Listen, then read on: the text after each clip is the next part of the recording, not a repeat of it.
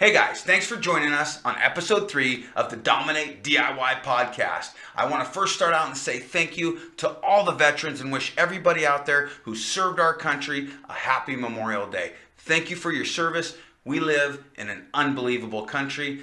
I appreciate our freedom, and I want to thank you guys out there. Thank you very much. Hey guys, welcome to the Dominate DIY podcast. Here we talk about how to dominate your do-it-yourself projects with simple solutions, providing valuable insights to contractors, professionals, and do-it-yourselfers. I'm your host, Mike Quist. Enjoy the podcast. Dominate DIY.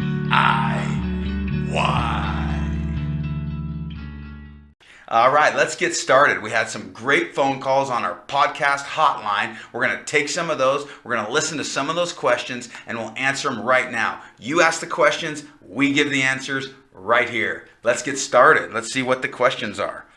Hi, we did our kitchen countertops with your product, and I finished it last weekend. Sunday is when I put the clear coat on, and everything turned out amazing. All of my friends are just blown away and want to do it for their kitchen now. And I'm just wondering how long before it's okay to put my kitchen sink back in and start using the kitchen sink. My name is Amy, and if you could let me know, thanks. Amy, great question. Thank you so much for that question. Thanks for calling our podcast hotline. We really appreciate it. We say 3 days. You're going to wait a minimum of 3 days, put your sink back in, and baby those countertops for a week. You really got to treat them with kindness and care. It's a brand new baby. You want to treat them good, and then they continue to cure over that 30-day period, and you're going to gain your heat resistance for hot pans and things like that at 30 days. But you want to keep them curing in a warm environment, and then just you can start using them lightly in 3 days and normal use in 7 days, but just be careful about sliding heavy objects and anything with protruding feet that is sharp. Just be aware of that, but go ahead and plumb that sink after 3 days. Hey, thanks for that question. Let's go with the next one. Let's see what it is. Hi, Mike. My question is, if you use the spray paints on the countertop, will it cause yellowing in the future? That's a good question. That's what I want to know. Thank you. Okay, cool. Will spray paint cause yellowing in the future? That's a very good question. So spray paint, like anything, has pigment. So if you look at a yacht, a very expensive yacht, they use the most high-grade coatings and gel coat and top coats that they can find, and any coating with pigment over time is going to fade, amber, yellow, do things in the sun that are adverse to that color. It's just a matter of how long will it take. Well, when you're inside, first of all, the UV is drastically cut. But second of all, we always put a clear coat over anything that we're doing. So if you're going to add additives, if you're going to do spray paint, if you use our base colors or metallics or micas or anything like that, you're still always going to put a clear coat over the top, which adds UV protection, which adds durability, which really gives us that wear layer that we're looking for. So that's why we add the spray paints, and we don't worry about that because we know they're going to stay really true to that color. If you're going to go outside, I wouldn't use white. I wouldn't use colors that are really light like that you're worried about the amber. But if you do use earth tones, we've got earth tone colors on the roof of our shop taped off, and you can peel that masking back and look at the difference of being up on our shop for a couple years versus taped off and masked off. And there is a difference, but very little. On an earth tone color or a dark color, you're not going to notice. On a white outside, I wouldn't do it. Hey, thanks for that question. We appreciate it. Just be sure to use our product in clear with nothing added to it as your second coat like you see in all our videos. Okay, let's take our next question. Here we go. This is Daniel Verana from Buffalo, Iowa, 563. My question is, inlays into the countertops, kind of like an advertisement for a business. Can you put a sticker or some kind of material in there and cover it up with that? Is there a certain kind that wouldn't yellow, or what is your feelings on that? Thank you. Bye. Daniel, thanks for that question. So vinyl decals are a hot topic. So we actually did a video on how to apply a vinyl decal. And if you can get a vinyl decal that's a perforated vinyl, that's really good, because what happens is if you trap air under that vinyl decal, it will want to kind of get to the edges of that decal and leak up if you do a flood coat. And so what we do when we're doing this is we'll do our color effects. We'll put all the color underneath. In between the color coat and the clear coat, we'll actually sand the surface. Well, first you apply the decal because you got a nice slick surface. Then you sand around it and lightly abrade with like a Scotch-Brite pad that vinyl decal a little bit to promote adhesion. Just be sure not to hurt the decal. You can even get a little bit of adhesion promoter if you wish. You can get that for like automotive applications where you're going to spray vinyl on a dashboard and things like that. They'll make a clear adhesion promoter, but if you put slight scratches in with the Scotch-Brite, that's not necessary, and this just really gives us a mechanical bond as well. That's how we prep a vinyl decal. Watch that video. But if you do a thin coat over that where you're sealing it, you'll make sure that you don't get any air leakage if you're not using a perforated vinyl. That's how we do it. We have great success that way, and businesses love getting their decal matched with some color on a counter in an entry. We got a bunch of pictures that commercial businesses have done using our stuff. Ice cream parlors and radio shops or stereo equipment, all kinds of cool ones. So that's a good idea, and we'd love to see pictures of that project. Thanks again for that question. Okay, let's go to our next question here. Hey, Mike, this is Kyle Merrill. My number is 910. I enjoyed your first podcast. It was wonderful. Good job. My questions are, I'm looking at working on a live edge table similar to the one you did, but I want to make the epoxy see-through to look actually like water, like river water. Is there an additive that you have that you can put into the epoxy to make it look like that? And my second question is, my son, who's younger, is wanting to work on the table with me.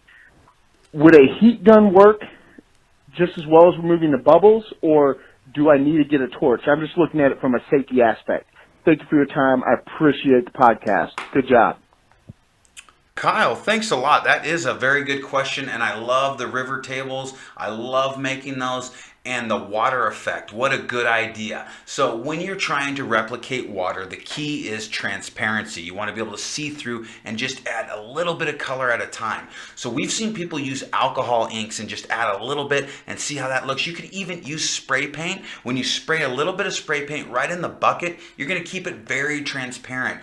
Or you can even spray a little bit of spray paint like on a piece of plastic, dip a paint stick in and start dragging that paint stick through that river, and it's going to introduce color, but it'll even give you highs and lows that way. It's a really cool effect that's easy to replicate, but just add a little bit at a time, and then you won't overdo it. And then once you get your water effect, just start adding layers of clear, and you may even want to do a slight layer, and then in the next coat do a slight layer, and just do a little bit of color in each coat, and man, you got a home run right there. Good question. Also about the heat gun and your son. So a heat gun, popping bubbles, it's like using a flathead screwdriver versus a lithium ion DeWalt 20 volt drill, right? So it does a lot better when you're using a propane torch, but a heat gun will work. When you're doing a river table, couple key points here. So you're going to pour a thick coat, and so you don't want to use a drill to mix that because you'll introduce a lot of air. This is the only product that we have that we actually use a stir stick to mix. You're going to mix that at a 2-to-1 ratio, just like our river table video shows. But as you're pouring that at quarter inch increments at a time, up to 1 inch thick per coat, but do a quarter inch, torch it or heat gun it. But a big key here is, let's say you get up to your inch and there's some stubborn bubbles in there. Heat up the tip of like a Phillips screwdriver with a heat source and dip it in your epoxy, and you could get down there and pop those bubbles. That's a really good little trick. So try that. Let us see some pictures of that water in that river table. Man, that would be sweet. Thank you very much for that good question. And I love that you're including your son in your projects. He'll remember this forever, and I guarantee you he'll love woodworking. Good job. Hi, Mike. This is Mike from way up in northern Michigan. I received your product last week, and I do have a couple of questions. I'm building a bar for my daughter's wedding, and it became so heavy that I cannot move it in one piece, so I'm making it modular. One of my questions is how flexible is the product once it's been applied to an MDF countertop? I used traditional countertop assembly, and like with Formica or other things, it has a certain amount of bend to it. I just want to make sure that this product isn't going to crack when we're moving this bar top to attach it to the bar. The second question is, your 3 ounces per square foot, is that how you use it? Because you appear to be quite generous in your videos. I just want to make sure that that what you're doing is actually 3 ounces per square foot, and that's how much I should expect to run over the edges. I guess those 2 questions would be really helpful to be answered. My number is 231-330, and hopefully I've got this. Thanks. You got this, man. Heck yeah. Mike from Michigan, great question. That's so cool that you're doing that for your daughter's wedding. Man, that is a lot of work, and my hat's off to you. Good job.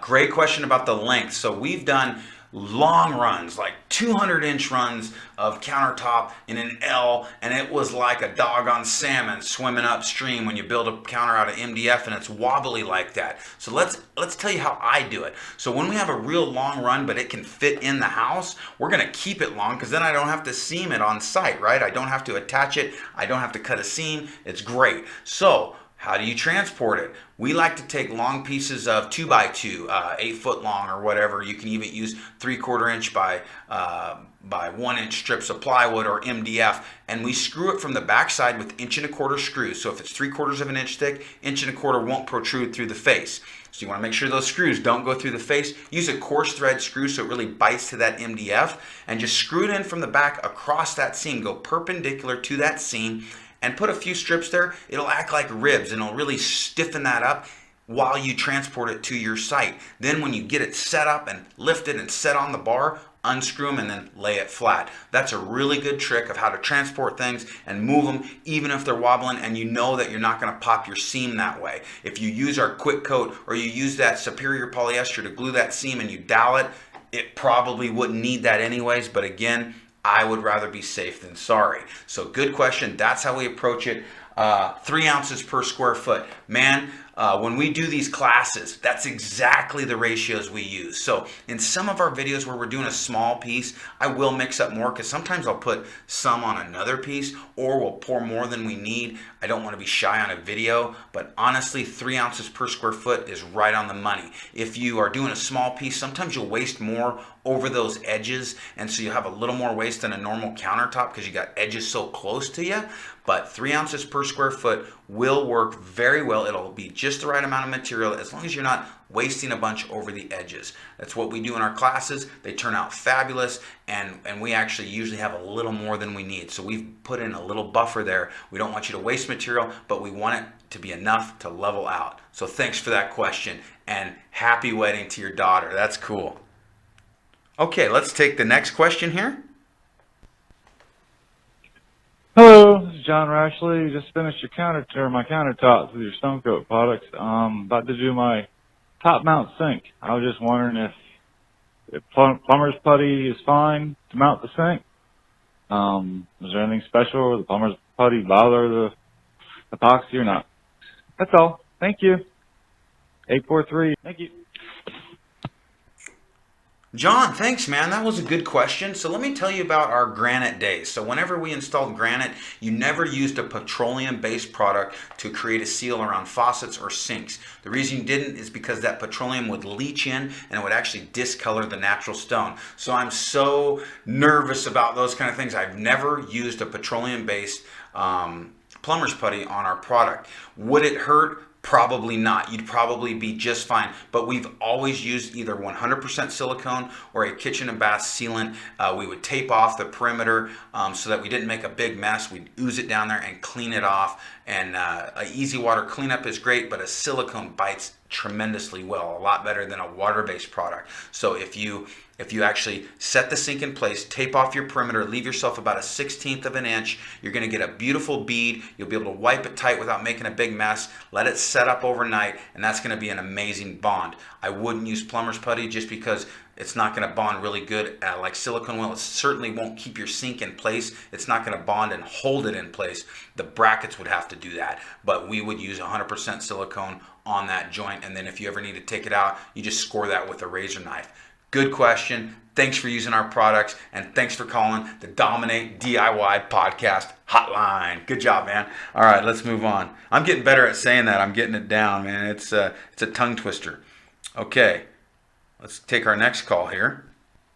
Hey, Mike. This is Bob from New Hampshire. Totally love your products. We did our first pour ever. Sent you some pictures.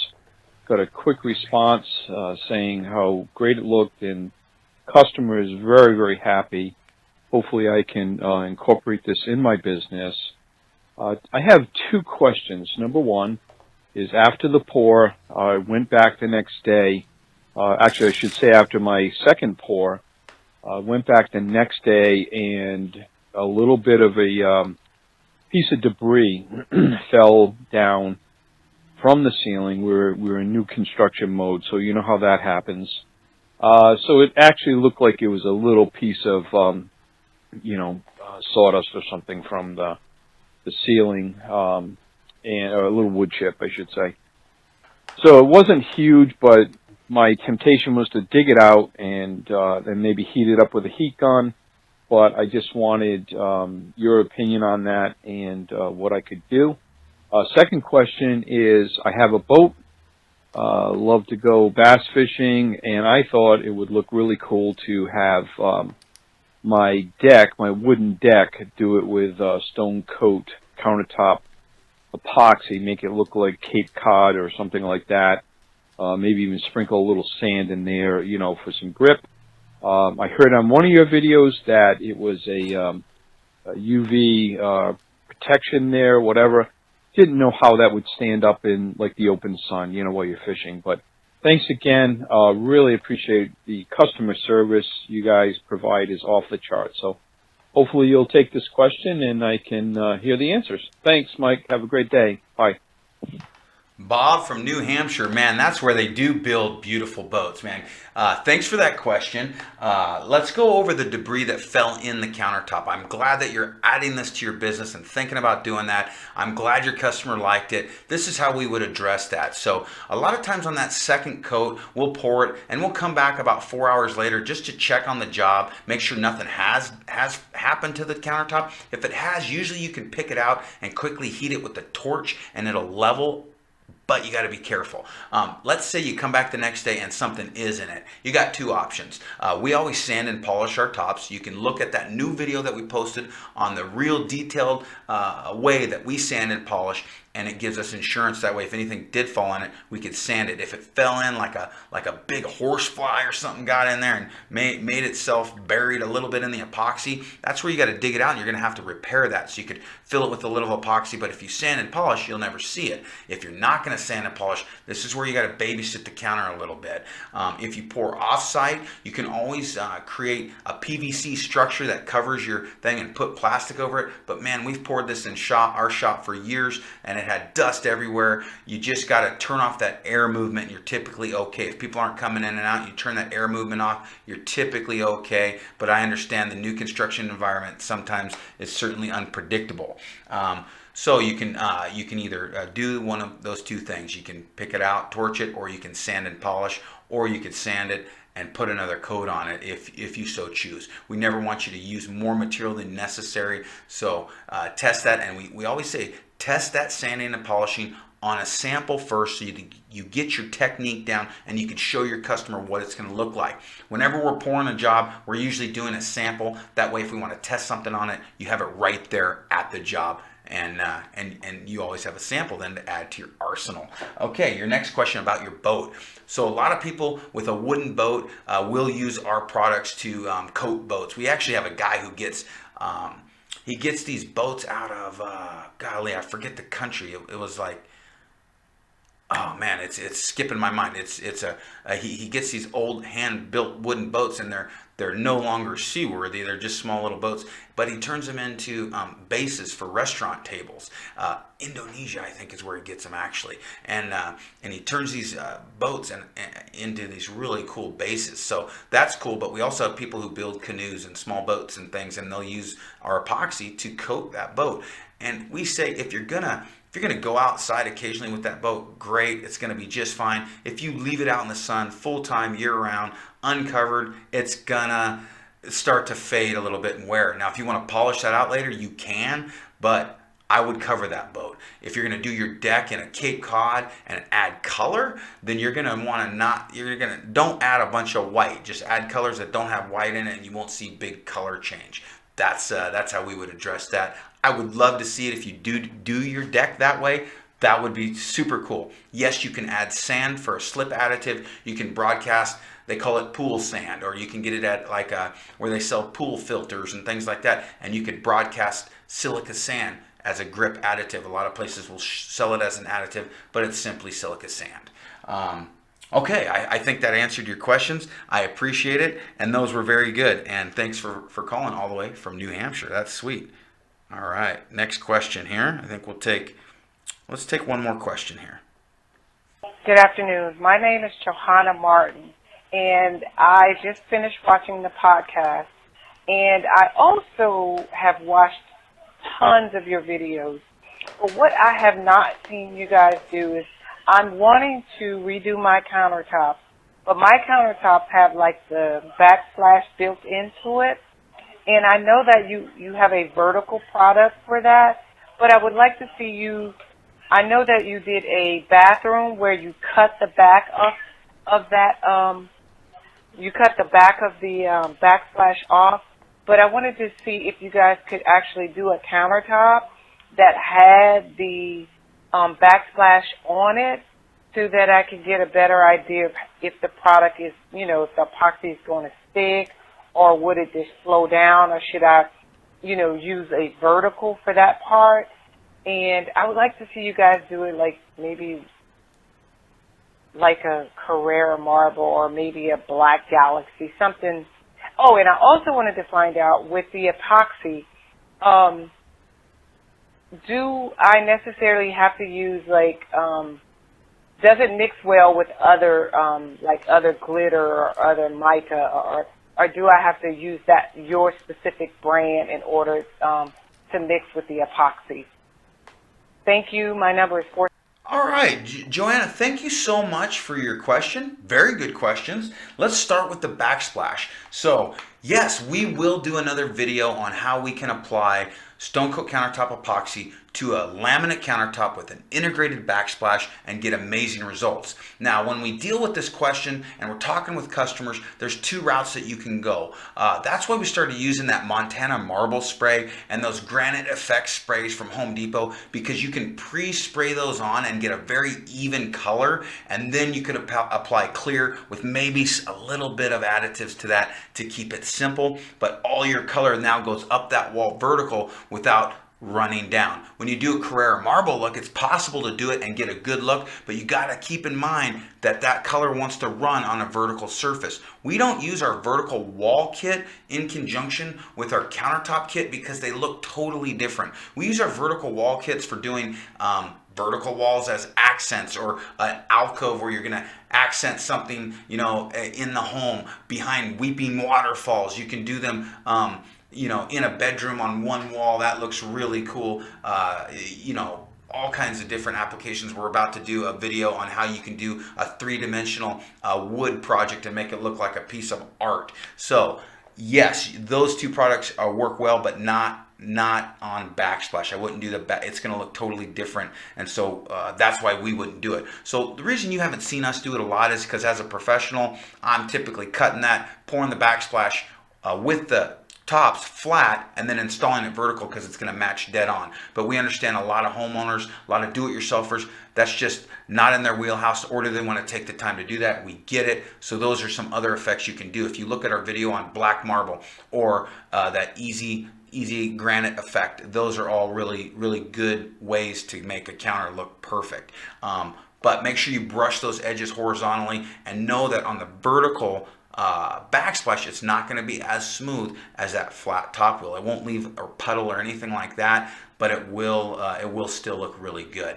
But we'll do a video on that. We'll do that right away so that you get an idea of how that works, and we get that question often. We do have a video on doing piece of laminate with the Backsplash incorporated. If you want to see that video, we did it quite a while ago. Just call in. It's still on our YouTube channel, but sometimes those get buried and hard to find. So we'll email you, and that goes for anybody. If you have questions, and you know, we always do an email package and send you certain parts of videos if you have a question on something.